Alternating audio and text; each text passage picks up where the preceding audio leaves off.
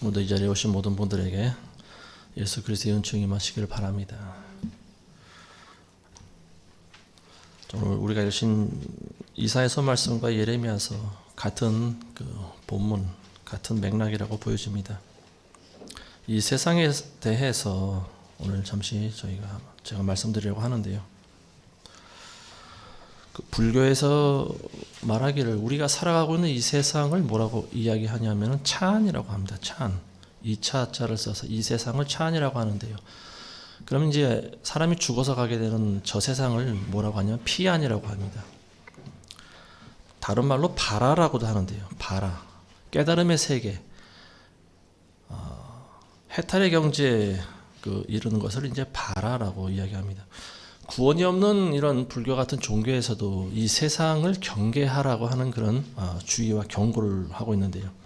이 차 안의 세계, 우리가 살아가고 있는 이 세상이 항상 우리에게 미혹을 주고 그리고 번뇌를 주는 세상이다. 이렇게 불교에서도 이야기를 하고 있습니다.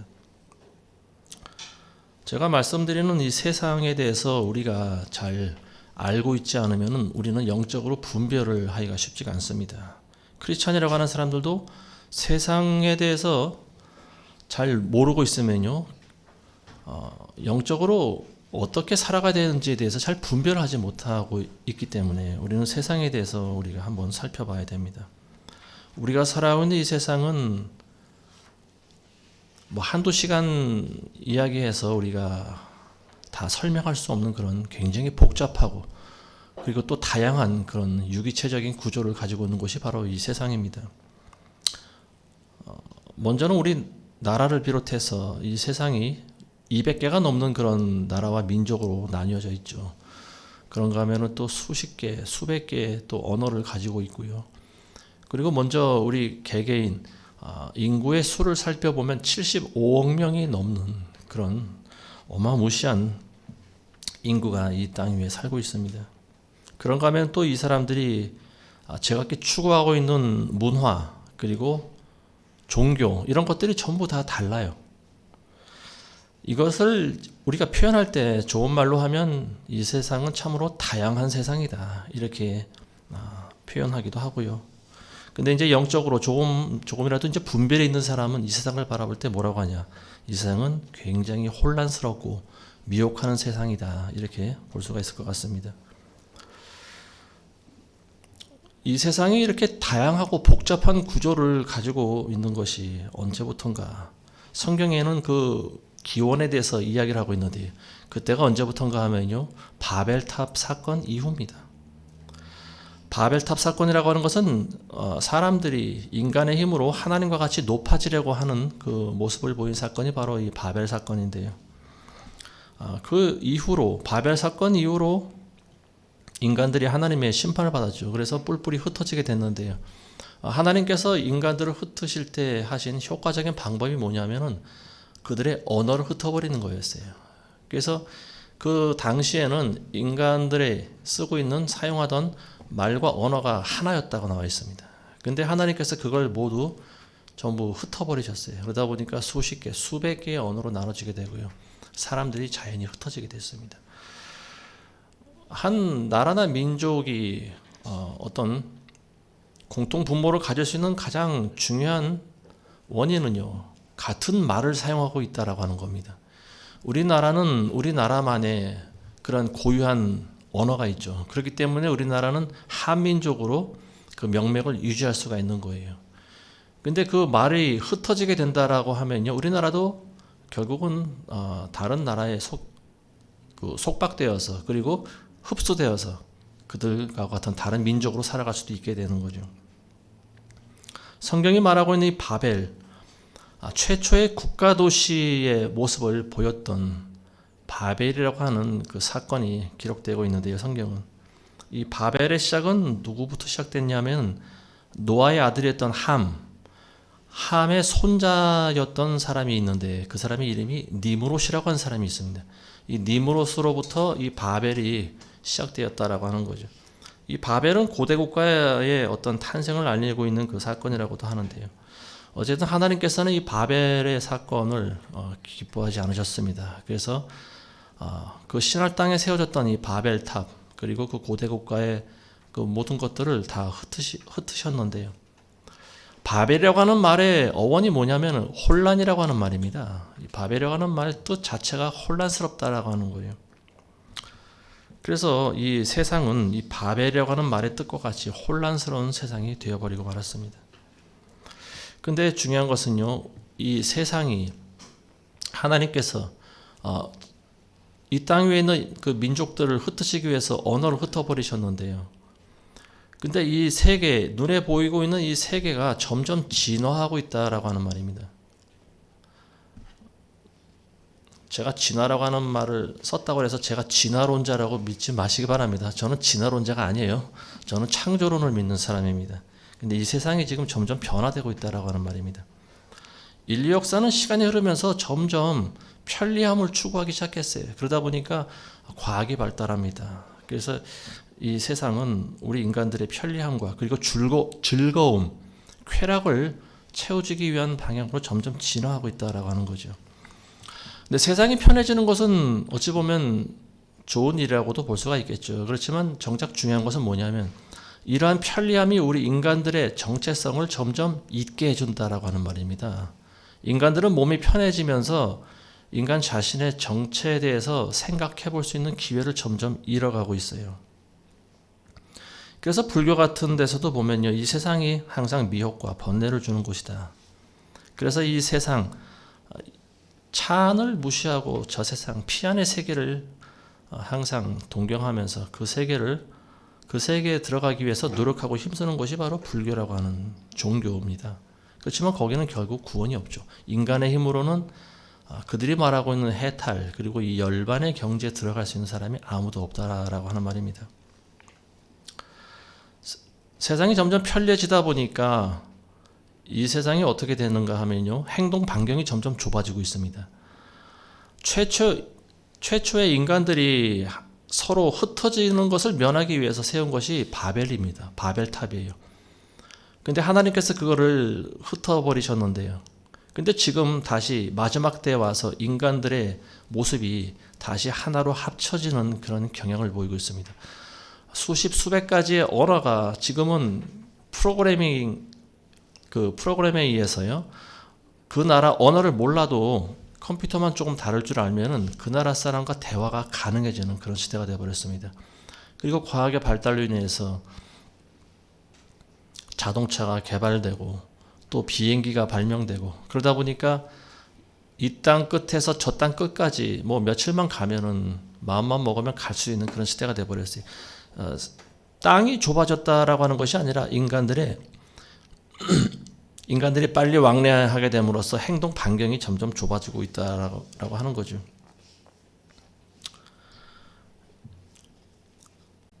불과 한 100년 조금 넘게 그 전에 엄청나게 인간들이 많은 발명을 했습니다. 그 중에 가장 지금의 우리의 삶을 있게 만든 가장 큰 것은 뭐냐면은 바로 이 동력의 발달입니다. 동력. 그래서 산업혁명이 일어나게 됐는데요. 이 모터와 같은 동력체 스스로 돌아갈 수 있는 것은 우리 인간들에게 무한한 그런 편리함을 제공해 줍니다. 그래서 예전에는 말이나 아니면 걸어 다녀야 됐었던 그런 불편함을 이러한 동력의 발달로 말미암아서 기차가 발명되기 시작하고 자동차가 발달되기 시작했습니다. 그런가 하면 또 이거를 하늘을 날아갈 수 있는 그런 것으로도 또 적용시켜서 비행기가 발견되겠죠. 자, 그래서 이런 편리함이 제공되기도 하고 또 인간들의 즐거움을 위해서 발명된 것이 뭐냐면은 사진술입니다. 사진술. 예전에 한 100 몇 년 전에 그게 발명된지 정확히 모르겠습니다. 근데 이 사진을 통해서 사람들은 자신의 모습을 정확하게 볼 수가 있게 됐습니다. 그리고 또 다른 사람의 또 모습도 보기도 하고요. 이 사진술의 발달은 이제 영상으로 또 이어지게 되죠. 그래서 사진을 여러 개 이어 붙여서 영상을 만들고 그러다 보니까 영화가 나오게 되고 드라마가 나오게 되고 그런가 하면은 또 텔레비전이 개발되게 됐습니다. 텔레비전이라고 하는 것은 굉장히 놀라운 그런 발명품이라고도 볼 수가 있겠죠. 여러분들의 집에 혹시 텔레비 없는 사람이 있습니까? 아마 한두 명 정도는 아마 TV를 두지 않고 살아간 사람도 있을 거예요. 그렇지만 여러분들 손에 스마트폰 없는 사람은 아마 아무도 없겠죠. 집에 TV가 없는 사람도 스마트폰은 전부 가지고 다닙니다. 왜냐하면 누군가로부터 연락을 받아야 되기 때문에 그러죠. 자, 그래서 이 스마트폰의 개발이라고 하는 것은요, 굉장히 인류의 이 마지막 때 인류에게 많은 의미를 부여준다. 저는 이렇게 봅니다. 인간의 삶이라고 하는 것이 도대체 어디까지 편리해지고 어디까지 또 재미있게 발전할 수가 있을까? 저는 그런 생각을 가끔 해봐요. 손바닥에 들어있는 스마트폰을 통해서 사람들은 저 지구 끝과 연락이 가능해집니다. 그리고 집에 TV가 없지만 스마트폰을 통해서 우리는 얼마든지 재미있는 영상을 볼 수가 있어요. 드라마도 보고, 그리고 또 영화도 보고, 연극도 보고. 우리가 좋아하는 가수들의 그런 공연도 볼 수가 있는데요. 이게 저는 요즘 보면서 우리나라를 보면서 그런 생각이 들어요. 전 세계인들이 보면 요즘 그 K자 들어간 우리나라 코리아. 그래서 이 K자를 따서 K-팝이라고 하는 게 또 불리기도 하고 K-드라마, 뭐 K-영화, 뭐 이 앞에 요즘엔 또 K-클래식이라고 하는 말도 생겨나고 있습니다. 그러니까 이러한 다방면에 있어서 한국인들이 두각을 나타내고 있는데 이런 것을 보면서 제가 어떻게 영적으로 해석을 해야 될까? 전 잘 모를 것 같아요. 아이돌 그룹이라고 하는 것이 우리나라에서 생긴 것은 아니죠. 비단 뭐 미국이나 영국에서 시작됐는데, 근데 우리나라의 아이돌 그룹들이 보면은 전 세계에서 가장 인기가 높습니다. 그래서 이런 아이돌 그룹들이 전 세계를 투어하면서 공연을 하는데요. 가는 곳마다 표가 없어서 팔질 못해요. 그 아이돌 그룹 한 명 한 명은요, 웬만한 대기업에 뺨을 칠 정도로 많은 수익을 거둬들이고 있습니다. 4명의 여자아이들로 구성된 걸그룹이 전 세계에서 가장 많은 그 매출을 올렸다라고 하는 그런 기사를 본 적이 있습니다. 이런 공연이 시작되면은요, 수만 명이 모여드는데요. 대부분이 젊은 사람들이죠. 이 젊은이들이 그 공연을 보기 위해서 며칠 전서부터 나라를 옮기는 사람도 있고요. 또 그 길에서 텐트 쳐놓고 잠을 자면서 자리를 지키는데 그 공연 하나를 보기 위해서 이렇게 엄청난 고생도 마다하지 않습니다. 이런 걸 보면서 이걸 문화 충격이라고 봐야 될지 영적인 타락이라고 봐야 될지 굉장히 참 혼란스러울 때가 많이 있습니다. 공연장에 들어가 있는 그런 젊은이들, 그 사람들이 과연 어떤 생각을 하면서 그걸 볼까? 공연이 시작되면은 뭐 말할 필요도 없이 사람들의 눈과 혼을 쏙 빼놓는 그런 공연이 되겠죠. 화려한 의상을 입고 나와서 몸을 흔들어대고, 그리고 또 사람의 막 그 혼을 들끓게 만드는 그런 쿵쾅거리는 비트 소리와 그런 음악 소리, 그리고 또 참 선정적인 그런 가사, 이런 것들을 통해서 젊은이들은 영혼을 전부 이 세상에 빼앗기고 있는 것 같습니다. 근데 재밌는 게 뭐냐면은 우리나라 말이 전 세계적으로 지금 이런 아이돌 가수들의 노래 가사를 통해서 우리나라 말이 지금 전파가 되고 있다라고 하는 거죠. 미국이나 영국이나 동남아시아나 전 세계에 있는 그 젊은이들이 이 아이돌 가수들이 부르는 노래를 따라 불러요. 영어로 부르는 게 아니라 우리나라 말 그대로 따라 부릅니다. 우리나라 말이 배우기가 쉽지가 않은 말이에요. 굉장히 어려운 말입니다. 근데 전 세계에 있는 젊은이들이 그걸 하나도 거부감 없이 그대로 따라 불러요. 그리고 외국에 있는 사람들이 우리나라로 많이 찾아옵니다. 여행 오기도 하고 또 이민 오기도 하고. 이런 모습을 보면서 야, 이게 지금 마지막 때라 그런가, 우리나라가 바벨탑의 중심지가 되는 것이 아닌가, 저는 또 그런 생각이 들기도 합니다. 아이돌 가수들 뿐만이 아니에요. 보면은 스포츠 스타도 있죠. 저도 좋아하지만 축구 스타 중에 손흥민이라든지 뭐 이강인, 김민재 이런 친구들이 그 유럽에 가서 활약을 하고 있는데요. 이거 유럽 사람들이 축구를 굉장히 좋아합니다. 그리고 이 사람들이 유럽 사람들이 인종차별을 굉장히 많이 하는 사람들이에요. 근데 손흥민이라든지 이강인이라든지 이런 친구들을 영입해 와서 그들에게 돈을 수백억씩 지급하고 그들을 데려옵니다. 그래서 자기네들 그 구단에서 뛰게 하는데요. 물론 그들이 그렇게 투자하는 데에는 그만한 또 이익이 나오기 때문에 그렇게 하는 거겠지만, 어쨌든 그런 스포츠 분야에서도 우리나라 사람들이 굉장히 두각을 나타내고 있죠. 그런가 하면은 이 클래식과 같은 그런 분야들, 뭐 오페라니 뭐 악기를 다루는 이런 클래식 분야에서도 우리나라 사람들이 항상 어딜 가든지 빠지질 않아요. 세계적으로 유명한 그런 콘서트, 그런 유명한 대회, 거기 보면은요 꼭 한국인들의 이름이 입상자의 이름이 항상 올라가 있습니다. 이 한국 사람들이 아마 굉장히 머리가 좋고 그리고 재주가 많고 또 흥이 많은 민족이라 아마도 그런 것 같아요. 근데 영적으로 바라봤을 때 어찌 보면은 이런 부분들이 전 세계 사람들이 한국을 주목하고 또 한국으로 집중하게끔 만든 그 영향력을 우리가 어떻게 바라봐야 될지 한번 좀 생각해 봐야 될 것 같습니다. 결국은 이제 그런 것들이 사람들로 하여금 세상에 심취하게 만들어버리는 그런 도구가 되지 않는가, 저는 그런 생각을 합니다. 스포츠하고 영화하고 성, 이 세 가지가 현대인들의 눈과 귀를 사로잡는 가장 큰 무기라고 제가 예전에 말씀드린 적이 있는데요. 많은 사람들이 보면은 이런 스타들을 굉장히 좋아합니다. 그리고 그들이 하고 있는 그들의 말과 행동과 그들이 하고 있는 것들을 따라하고 있는데요. 이런 것들을 보면서 사실은 그냥 지금의 뭐 아이돌 가수들, 젊은이들이 그걸 좋아하는 정도를 넘어서 보면은 숭배하고 있구나, 저는 그런 생각을 지울 수가 없어요. 온 마음과 정신이 자기가 좋아하는 그런 가수들에게 이미 다 사로잡혀 버린 것 같습니다. 그래서 저는 가끔 그런 기사를 보면서 그런 생각이 들어요. 지금 젊은 아이들의 정신 세계를 지배하고 있는 것이 무엇일까, 과연?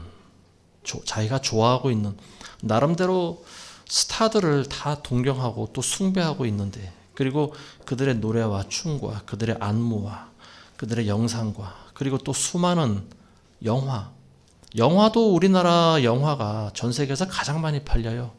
뭐 무슨 오징어 게임이니 무슨 생선 게임이니 하면서 뭐 이런 것들을 전 세계 사람들이 다 본다라고 하는 거예요. 이런 걸 보면서 저게 도대체 왜 그렇게 많이 볼까? 저게 왜 재미가 있을까? 저는 그런 생각이 들어요. 그러니까 제가 봤을 때 이거는 뭐 단지 어떤 문화적인 그런 우리나라 사람들이 잘나서 그런 것이 아니고 뭔가 영적인 부분에 있어서 분명히 이유가 있을 것이다, 저는 그런 생각이 듭니다. 어쨌든 이 젊은이들이 보면은요, 자기가 좋아하는 것들을 숭배하고 그런 것들을 추구하면서 살아가다가 결국은 멸망으로 마치지 않을까. 굉장히 참 비극적인 일이죠. 우리가 걸어가고 있는 길, 진리의 길, 영생의 길, 이 길은 좁은 길이에요. 그런데 많은 사람들이 그 길을 찾지 않는다라고 하는 거예요. 저는 이 세상에 대해서 좀 많은 시간 묵상을 해봅니다. 시대가 편리해지고 그리고 또 다양해지고 점점 좋아지고, 그리고 예전에 비해서 먹거리가 풍성해진 이 시대를 바라보면서 저는 그런 생각이 들어요. 그렇다고 구원받은 사람들이 더 많이 늘어날까? 근데 그건 절대 아닌 것 같습니다. 우리가 찾아가야 될 본질은 뭐냐면 삶과 죽음이죠. 우리가 늘 묵상해 봐야 될 것이 뭐냐면은 절대 진리입니다. 삶과 죽음이라고 하는 거예요. 태어난 것들은 반드시 죽는다라고 하는 거예요. 이게 본질입니다. 근데 이 세상은 그 본질을 잊어버리게 만들고 있다라고 하는 거예요. 그것은 확실한 겁니다. 우리가 살아가고 있는 이 세상은 큰 배와도 같다, 저는 그런 생각을 합니다. 어떤 배냐? 너무나 엄청나게 큰 배예요. 그리고 화려해서 이 끝과 저 끝이 보이지 않는 그런 배라고 하는 거죠. 그리고 그 배는 유람선이라고 하는 거예요. 많은 사람들이 유람선에서 태어납니다. 그래서 유람선에서 살다가 유람선에서 삶을 마쳐요. 근데 그 배가 어디로 가는지에 대해서는 관심이 없습니다. 분명히 배라고 하는 것은 목적지가 있게 마련 아니겠습니까? 근데 많은 사람들은 유람선 위에 타고 있으면서 자기가 어디로 가고 있는지 잘 모르고 있다라고 하는 거예요. 그냥 배가 흘러가는 대로 흘러가면 되지 뭐. 배 위에서 즐겁게 즐기다가 한평생 살아가면 그만이지. 많은 사람들이 이런 생각하고 있어요. 근데 그 배의 마지막 목적지는 어디겠습니까? 지옥이라고 하는 곳이에요. 지옥. 배가 가는 곳을 그대로 끝까지 따라가다 보면 결국은 지옥으로 들어가게 되어 있습니다. 지금 우리가 살아가고 있는 이 세상이 바로 이 거대하고 화려한 큰 유람선과 같은 배라고 하는 거예요. 그리고 그 유람선은요, 많은 사람들을 태우고 천천히 흘러가고 있습니다. 지옥으로 흘러가고 있어요. 근데 많은 사람들은 이 배가 어디로 가는지에 대해서 관심이 없어요. 어디로 가고 있는지도 몰라요. 간혹 사람들이 배 위에서 멀리 수평선을 바라볼 때가 있겠죠. 그러다가 몇몇 사람들이 수평선 위에 육지가 있다라고 하는 것을 발견합니다. 그리고 또 배가 실제로 육지 근처로 가기도 해요. 그러면 사람들이 그 육지를 바라볼 때, 저기는 이 배보다 뭔가 더 아름답고 그리고 평화로울 것 같아. 거기 가면은 젖과 꿀이 흐르는 저곳이야말로 낙원이 아닐까. 그렇게 생각하는 사람들도 소수지만 있는 것 같습니다. 그래서 이 사람들이 어떻게 행동하는가 하면 배를 뛰어내립니다. 배 위에서 뛰어내려요. 그래서 헤엄쳐서 육지로 건너갑니다. 근데 그 모습을 또 보고 어떤 사람들도 저기가 더 좋은가 보다 해서 용기를 내서 그 사람 뒤를 따라서 바다로 뛰어듭니다. 그래서 헤엄쳐서 육지를 향해 헤엄쳐 갑니다. 이게 바로 영생의 길을 찾아가는 사람들의 모습이다. 저는 이렇게 봅니다. 그렇지만 용기를 내서 배에서 이 화려하고 거대한 배 위에서 이 거친 바다로 뛰어드는 사람들은 그리 많지가 않다라고 하는 거예요. 그래서 사람들은 육지에 관심을 갖지 않습니다. 저 육지에 있는 것이 배 위에는 없을까? 뭐 그런 생각을 하겠죠. 그리고 나는 굳이 힘들게 헤엄쳐서 저 육지까지 나는 헤엄쳐 가고 싶지가 않아. 그냥 배 위에서 편하게 살아가고 싶어. 많은 사람들이 배 안에서 일어나는 일에만 집중하면서 살아가요. 근데 그 이유가 뭐냐면요. 이 배 안에서 날마다 즐거운 파티를 열기 때문에 그렇습니다. 즐거운 파티. 오늘 설교 제목이 뭐냐면 죽음의 파티죠. 배 위에서 열어지고 있는 날마다 일어나는 이 즐거운 파티는요, 죽음의 파티입니다. 그 파티가 얼마나 재미난지 몰라요. 그래서 옆에서 사람이 죽어가고 무슨 일이 생겨도요, 사람들은 관심을 갖지 않아요. 누가 배 위에서 죽든지 또 배 위에서 뛰어내려서 또 육지를 향해 헤엄쳐 가는지 사람들은 도무지 그런 데 관심이 없어요. 왜냐하면 날마다 배 위에서는 다양한 파티가 열리기 때문에 그렇습니다. 한쪽에서 운동을 좋아하는 사람들을 위해서 축구 경기와 야구 경기가 열리고 또 격투기 좋아하는 사람들을 위해서 격투기가 열리고요. 운동 경기가 열려요. 그리고 또 클래식 좋아하는 사람들은 또 그 사람들만을 위한 또 공연장이 있습니다. 거기 가면은 아침부터 밤늦게까지 클래식을 들을 수가 있어요. 그런가 하면 또 술과 또 이 쾌락을 좋아하는 사람들이 모여서 또 술을 아침부터 퍼마시기도 하고요. 그런가 하면 또 한쪽에는 이 마약하는 사람들을 위해서 또 이 주사까지 다 세트가 구비되어 있습니다. 그러다 보니까 사람들은 자기가 좋아하는 곳을 찾아가서 하루 종일 시간을 낭비하는데요. 근데 이런 사람들에게 있어서 자기가 어디서 와서 왜 살며 어디로 갈까 이런 관심이 들어올 여지가 있을까? 그런 생각 들지 않겠습니까? 그 순간에도 자기가 즐기고 있는 그 순간에도 이 배는 어디론가 움직인다라고 하는 거예요. 어디론가 흘러가고 있어요. 천천히 흘러가요. 그렇지만 그 배라고 하는 것이 너무나 커서 흘러가는지 이게 쏜살같이 가는지 알 수가 없다라고 하는 거예요. 그렇지만 반드시 어디론가는 간다라고 하는 말입니다. 이 유람선은 정체되어 있지 않습니다. 항상 가요. 한 곳을 향해 흘러가고 있어요. 근데 사람들이 관심을 가진 이유는 배 위에서 날마다 인간들의 눈과 귀를 사로잡는 그런 광란의 파티가 열리고 있다라고 하는 거예요. 그러다 보니까 사람들은 배 밖의 세상에 대해서는 관심을 갖지 않습니다. 그냥 오늘 살다 내일 죽어도 나는 여기가 좋사오니 그렇게 살아가는 것이 우리 인생들이 아닌가 싶습니다. 작년인가 10월의 마지막 날이 뭐였죠? 무슨 날이었죠? 할로윈데이. 예, 갑자기 할로윈이란 말이 생각이 안 나요. 그 전날인가 며칠 전에 이태원에서 수백 명의 청년들이 죽었죠. 압사당해서 죽었죠. 서로의 어떤 그 무게에 눌려서 빠져나오지 못하고 죽었는데 그것이 우리에게 주는 영적인 교훈은 어마무시한 거예요. 수천 명, 수만 명의 젊은이들이 이러한 죽음의 파티에 참석하려다가 일어난 사건입니다. 그러니까 하나님께서 우리에게 경고하시는 거예요. 너희가 그렇게 날마다 술에 취해서 쾌락을 추구하며 살아가다 보면 이렇게 죽게 될 것이다. 우리는 그 젊은들의 죽음을 보면서 경각심을 가져야 됩니다. 많은 사람들이 진실을 몰라요. 진리를 찾지 않습니다. 방에 갇혀 살아가면서 커튼이 쳐져 있는 그런 방에서 살아가는 것 같아요.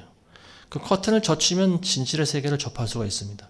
근데 아무도 커튼을 젖히려고 하지 않아요. 궁금해하지도 않습니다. 왜냐하면 그 방 안에는 이미 자기가 좋아하는 것들이 가득 차 있기 때문에 그렇습니다.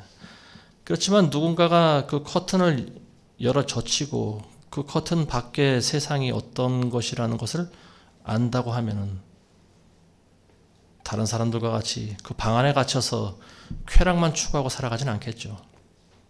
물론 커튼 밖의 진실의 세계를 바라본 사람들 가운데서도 용기를 내지 못해서 그냥 커튼을 닫고 그냥 예전과 같은 삶을 사는 사람들도 있을 거라고 보여집니다. 그렇지만 진짜 진리를 발견한 사람들은요, 자기가 가지고 있는 모든 것을 다 투자해서라도 그 진리를 찾아 떠난다. 이것이 바로 성경적인 진리라고 하는 겁니다.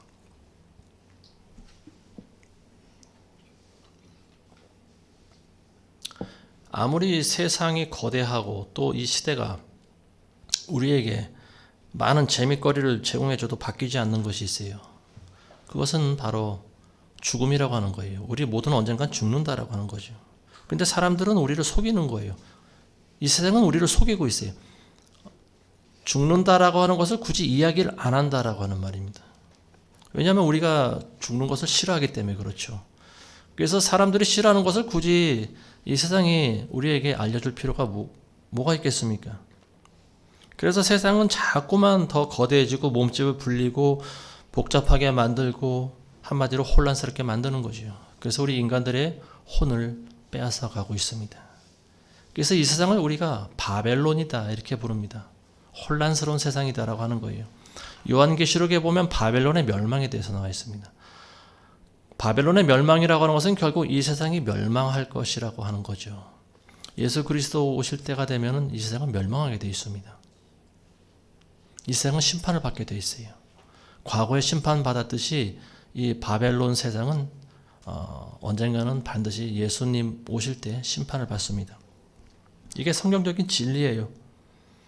그렇지만 사람들은 그런 진리에 관심이 없어요. 날마다 술 취해서 노래하고 춤추고 그리고 재밌게 사는 거에만 관심이 있어요. 하나님에 대해서 누가 이야기를 한다면은 하나님이라고 하는 분이 어떤 분이냐. 나에게는 듣도 보도 못한 분이고 나는 신이라고 하는 존재를 믿지 않아. 굉장히 생소한 존재로 인식되기 일쑤입니다. 그리고 자신의 죽음과는 전혀 상관이 없는 진리를 추구하지 않는 그런 삶을 살다가 결국은 지옥으로 떨어지고 있어요. 오늘 우리가 읽으신 이 본문 말씀 이사야서 5장 11절에서 14절 말씀이 바로 그거 아니겠습니까? 아침 일찍 일어나 독주를 따라가며 밤늦도록 계속해서 포도주에 취해 있는 자들에게 화로다. 그들의 축제에는 하프와 비올과 북과 관악기와 포도주가 있으면서도 자, 이런 많은 악기들 오늘날 드럼을 비롯해서 기타와 오르간과 이 수많은 악기들 그대로 지금 다 이야기하고 있는 거 아니겠습니까? 그렇지만 그들은 주의 일을 개의치 않는다 이렇게 나와 있습니다. 하루 종일 술에 취해서 자신들의 쾌락을 위해 살아가면서 하나님의 일에는 도무지 관심이 없다라고 하는 말입니다. 이사야 선지자가 이걸 경고하고 있는 거예요. 그래서 그들이 어디로 가느냐? 14절입니다. 그들이 지옥으로 간다라고 하는 말입니다. 지옥은 스스로를 확장하였고 한없이 입을 벌렸으니 그들의 영광과 그들의 많은 무리와 그들의 허영과 기뻐하는 자가 그곳으로 내려가리라. 하나님을 경배하지 않는 영혼들이 지옥으로 간다라고 확실하게 이야기를 하고 있지 않습니까? 하나님을 믿지 않으면 지옥으로 내려가게 돼 있어요. 이건 성경적인 진리입니다. 근데 오늘날 강단에서는 이런 진리들을 잘 이야기를 안 해요. 왜 그런지 모르겠어요. 아마도 사람들의 시선을 두려워하기 때문이 아닌가 싶습니다. 목사들이 진리를 전해야 되지 않겠습니까? 죽음보다 더 정확한 진리가 어디 있습니까? 믿지 않는 사람들이 지옥 간다라고 하는 것보다 더 명확한 진리가 어디 있어요? 근데 왜 그런 진리를 자꾸만 이렇게 왜곡하고 희석하고 혼합시키려고 하는 건지 모르겠어요. 많은 사람들이 스스로 의문을 가져봐야 됩니다.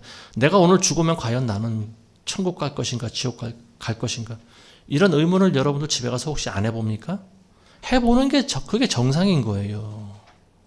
여러분들의 영혼을 날마다 점검해 보셔야 된다고 하는 거예요.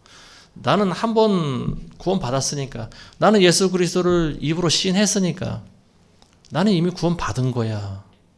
그리고 자신의 영혼을 돌보지 않는 사람들, 이런 사람들은 100% 지옥 가게 돼 있어요. 이런 사람들을 위해서 지옥이 점점 확장되고 있는 겁니다. 지옥이 스스로를 확장하고 있다라고 하지 않습니까? 수많은 사람들이 지옥으로 내려가고 있기 때문에 그래요. 그리고 수천 년간의 인류 역사 동안 지옥으로 내려간 사람들이 얼마나 많이 있겠습니까? 확장되지 않으면 안 되는 거예요.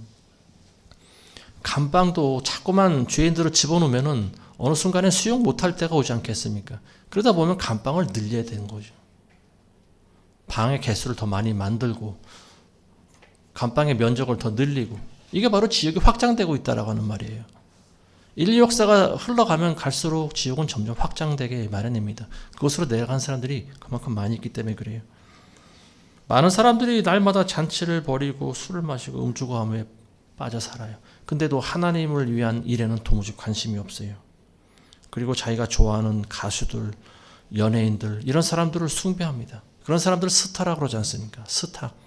스타라고 하는 말이 하늘의 별이라고 하는 말입니다. 근데 이 스타를 숭배하는 거에 대해서 구약 성경은 이미 예전에 경고하고 있어요. 신명기 4장에 보시면요. 또 내가 내 눈을 들어 태양과 달과 별들, 하늘의 모든 군상을 보고 그것들을 경배하고 그것들을 섬기도록 이끌려서는 안 될지니 그것들은 주 너희 하나님께서 온 하늘 아래 모든 민족들에게 주신 것이니라. 하늘의 군상들, 하늘에 있는 달과 해와 그리고 별들을 말하고 있는데요. 이런 것들을 너희가 숭배해서는 안 된다고 이야기를 하고 있습니다. 하늘의 군상들은 피조물 뿐이에요. 피조물입니다. 하나님께서 지으신 그런 창조물이라고 하는 거예요.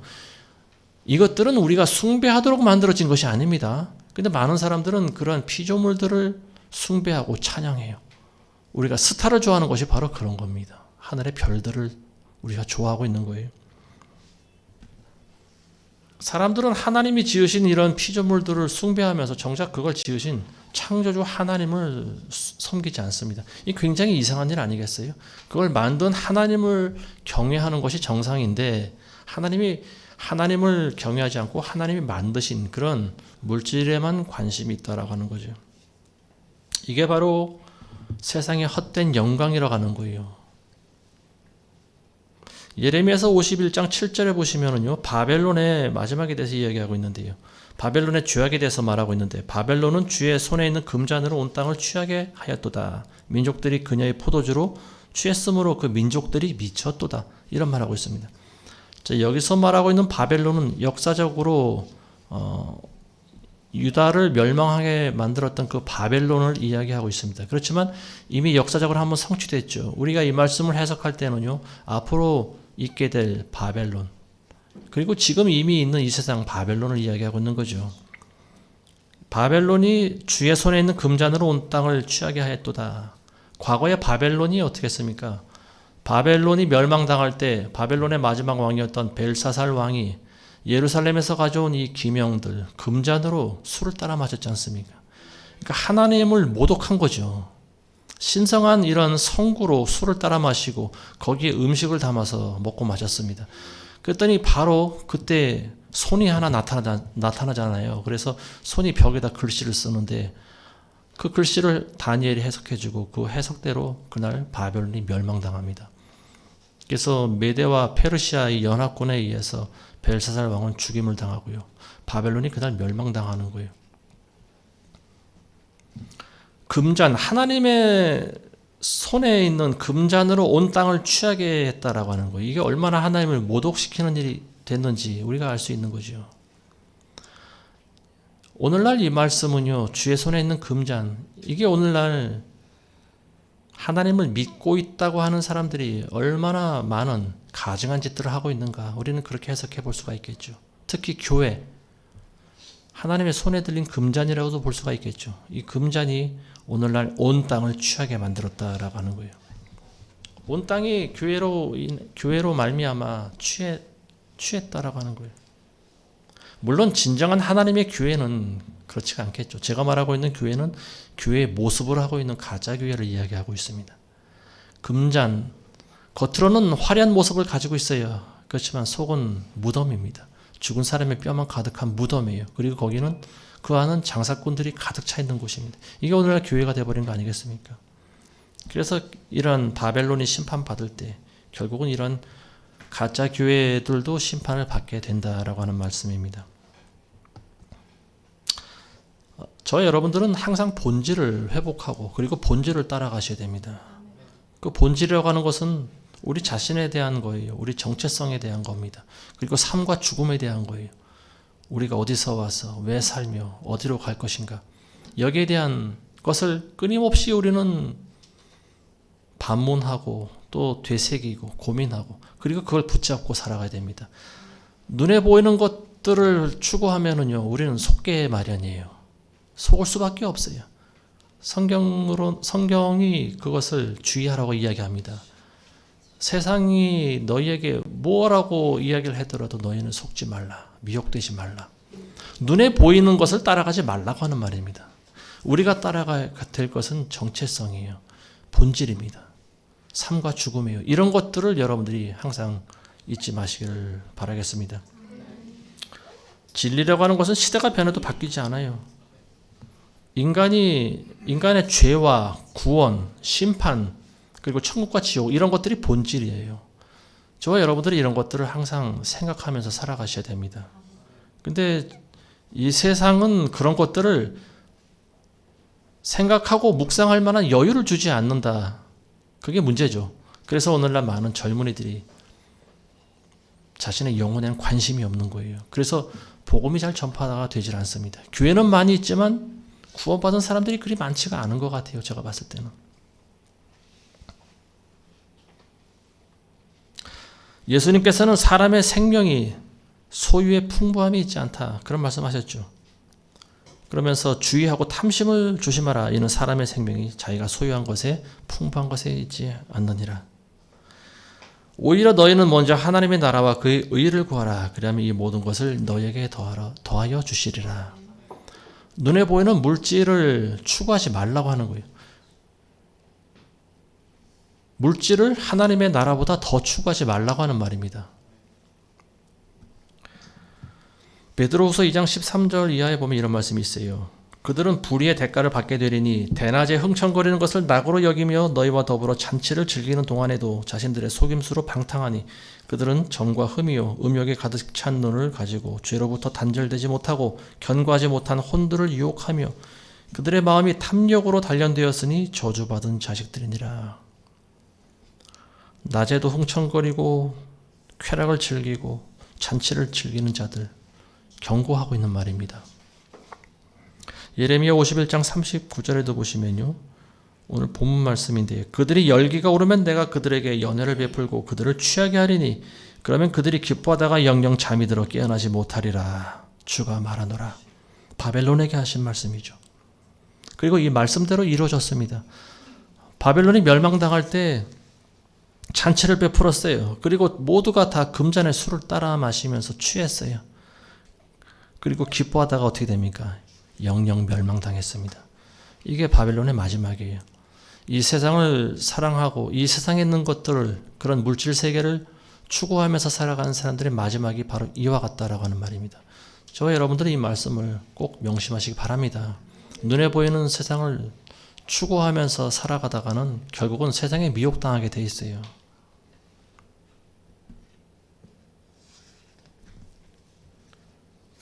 이 세상은 우리가 거쳐가는 여행지지 우리가 영원히 살아갈 종착지가 아니라는 것을 여러분들 항상 기억하셔야 됩니다. 여기가 좋사오니, 이 세상이 좋사오니 하고 사는 사람들은 지옥으로 들어가게 돼 있어요. 하나님께서는 창조주보다 피조물을 더 사랑한 사람들을 용서하지 않습니다. 마지막에는 그런 사람들은 벌을 받아야 되는 거예요. 왜냐하면 창조주 하나님을 무시했기 때문에 그렇습니다. 그래서 이 세상 잔치에 취해서 날마다 살아가는 사람들은 영영 깨어나지 못할 수도 있어요. 죽는다라고 하는 거예요. 육신의 죽음과 영혼의 멸망, 모두가 다 죽는다라고 하는 말이죠. 여러분들은 이 시간 이후로 시간을 낭비하지 마시기 바랍니다. 그리고 있는 시간을 잘 활용하세요. 시간을 돈 주고 사라고 하지 않습니까? 세상의 즐거움에 취하지 말라고 하는 거예요. 이 세상이 항상 우리를 미혹한다라고 하는 것을 여러분도 잊지 마시기 바랍니다. 전도서 12장 1절에 보시면 이런 말씀이 있습니다. 너는 이제 너의 젊은 날에 곧 재앙의 날이 이르지 않고 나에게는 즐거움이 없다고 말할 해가 가까워 오기 전에 너의 창조주를 기억하라. 죽기 전에 하나님을 기억하라고 하는 말입니다. 야고보서 4장 13절에도 이제 오라 우리가 내일이나 우리가 어느 성읍에 가서 거기서 1년쯤 지내고 사고 팔아 수익을 올리리라 하는 자들이여 너희가 내일 일어날 일을 알지 못하나니 너희 생명이 무엇이냐 잠깐 보이다가 사라지는 안개니라. 우리 인간의 생명이 안개와 같이 잠깐 존재하다가 사라진다라고 하는 말이에요. 저와 여러분들의 일생이라고 하는 것은 굉장히 허무하고 짧게 끝납니다. 우리는 수십 년 살아가면서 굉장히 오래 사는 것 같지만 역사의 한 단면을 본다면요. 개개인의 삶이라고 하는 것은 찰나와도 같은 거예요. 눈 깜짝할 순간에 지나가 버립니다. 많은 사람들이 묻혀있는 그런 공원 묘지 같은 곳에 가보면요. 무덤이 굉장히 많이 있지 않습니까? 엄청나게 많은 무덤들이 질서정연하게 만들어져 있는데요. 그 안에 있는 사람들도 예전에는 우리처럼 살아있던 사람들이었어요. 우리처럼 말을 하고 우리처럼 생각하고 먹고 마시며 즐기던 사람들이었습니다. 근데 세월이 흐르니까 그 사람들은 어디 가고 묘지만 남아있잖아요. 저와 여러분들의 모습도 수십 년 후에는 아마 그와 같을 것이다. 이런 생각들을 미래에 여러분들 해보시기 바랍니다. 지금은 모든 것을 다 할 수 있을 것 같지만 언제는 우리가 아무것도 하지 못할 때가 옵니다. 그때가 언제냐? 병원의 중환자실에 들어있을 때입니다. 대부분의 사람의 일생이 중환자실에서 마쳐요. 암이 걸리고 폐결핵이 걸리고 또 불치병이 걸려요. 그리고 또 노환으로 죽어가고 어쨌든 많은 사람들이 끝까지 살기 위해서 발버둥 치는 곳이 바로 병원이지 않습니까? 근데 결국은 병원에서 다 죽게 마련이에요. 특히 중환자실에서 죽는 그 죽음이라고 하는 것은 비참하기 짝이 없습니다. 제가 저희 아버님의 죽음에 대해서 가끔 말씀드리지 않습니까? 기도를 뚫어서 튜브를 연결하고 기계로 숨을 쉬게 만드는데요. 먹지도 못하고 마시지도 못하고 양손과 양발이 침대에 묶여 있습니다. 그리고 눈만 꿈뻑이다가 죽는 거예요. 이게 얼마나 무서운 일이 있겠습니까? 그리고 의사라는 사람들이 얼마나 잔인한 사람들인가. 저는 저희 아버님의 죽음을 보면서 그런 것을 깨닫습니다. 인생의 마지막이 이처럼 비참하게 끝나서야 되겠는가. 어느 일본인 작가가 쓴 책에 보면은 그런 내용이 나와 있는데요. 행복하게 죽기 위해서는 병원에 가지 말라. 그런 조언을 하는 것이 있어요. 죽음의 마지막. 물론 그 사람들이 크리스찬은 아니겠지만 세상 사람들도 보면은 병원에서 죽는다라고 하는 것이 굉장히 비참하고 그리고 두려운 일이 된 것 같습니다. 근데 대부분 사람들이 중환자실에서 죽어요. 아무것도 못합니다. 그냥 숨도 자의로 쉬는 것이 아니에요. 기계에 의해서 숨만 쉬다가 그리고 때가 되면 영혼이 빠져나가요. 이게 바로 죽음이라고 하는 거예요. 여러분들 이렇게 죽지 않을 자신이 있습니까? 지금 여러분들 건강하다고 자부하고 계시죠. 근데 사람이 몸에서 힘이 빠져나가면요, 아무것도 못합니다. 무기력한 거예요. 그리고 죽음 앞에서는 특히 더 무력합니다. 아무것도 할 수가 없어요.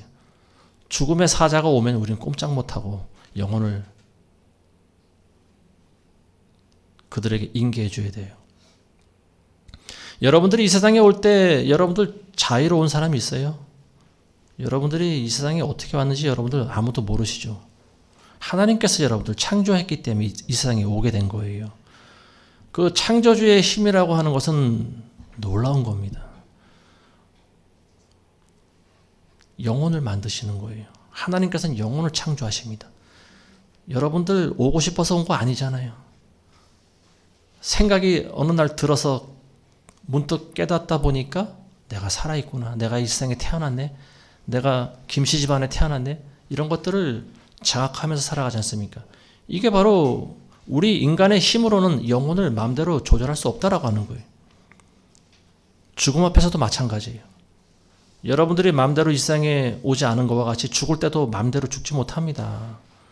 그렇지만 우리에게 남아있는 시간 동안 우리는 진리를 찾기 위해서 노력해야 됩니다. 이 세상을 어떻게 살아가야 될 것인가? 그리고 나의 마지막이 어딘가?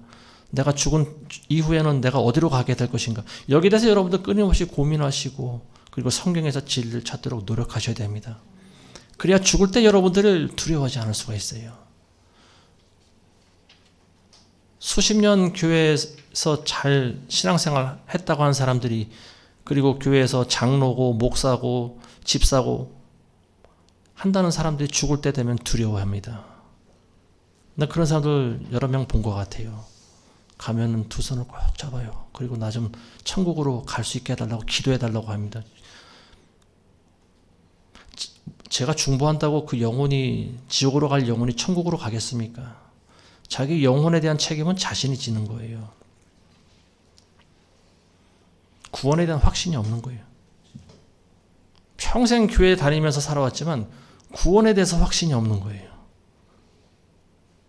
이게 얼마나 비참한 일이겠습니까? 세상 사람들과 똑같이 죽어요. 똑같이 두려워하다가 숨이 끊어질 때 두 눈을 부릅뜨고 죽어요. 그리스도인의 죽음이라고 하는 것은 그래서는 안 되는 거죠. 우리는 찬송 가운데 평안한 가운데 가야 됩니다. 성경에 나와 있는 그 어떤 우리 믿음의 조상들 죽을 때 괴로워하면서 죽었다고 하는 말을 저는 본 적이 없습니다. 믿음이 있는 사람들은 평안함 가운데 갑니다. 그리고 하나님께서 평안함을 허락하십니다. 괴로워하면서 죽는 인생은 실패한 인생이에요. 물론 육신이 힘들 수는 있겠죠. 괴로워할 수도 있고. 그렇지만 그 육신 너머에 죽음 너머에 영생이 있다라고 하는 것을 우리가 바라보면 어찌 마음이 기쁘지 않을 수가 있을까요?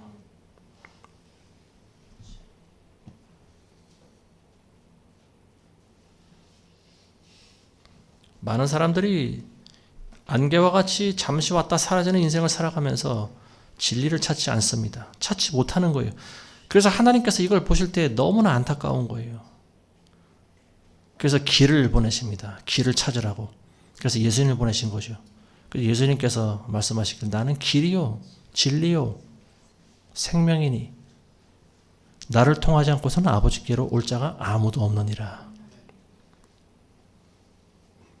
어둠 가운데서 행하는 사람들은 자기가 어디로 가는지 알지 못하느니라 이런 말씀하십니다. 어둠 가운데서 행한다라고 하는 것은 세상에 속해서 세상에 있는 것들만 추구하면서 살아간다라고 하는 말이에요. 길을 찾지 않는다라고 하는 거예요. 예수 그리스도의 비추임이 없다라고 하는 거죠. 이런 사람들은 어둠 가운데 살다가 멸망으로 간 사람들입니다. 부디 저와 여러분들은 이 세상에 속지 마시길 바랍니다. 이 세상은 날마다 진화하고 있어요.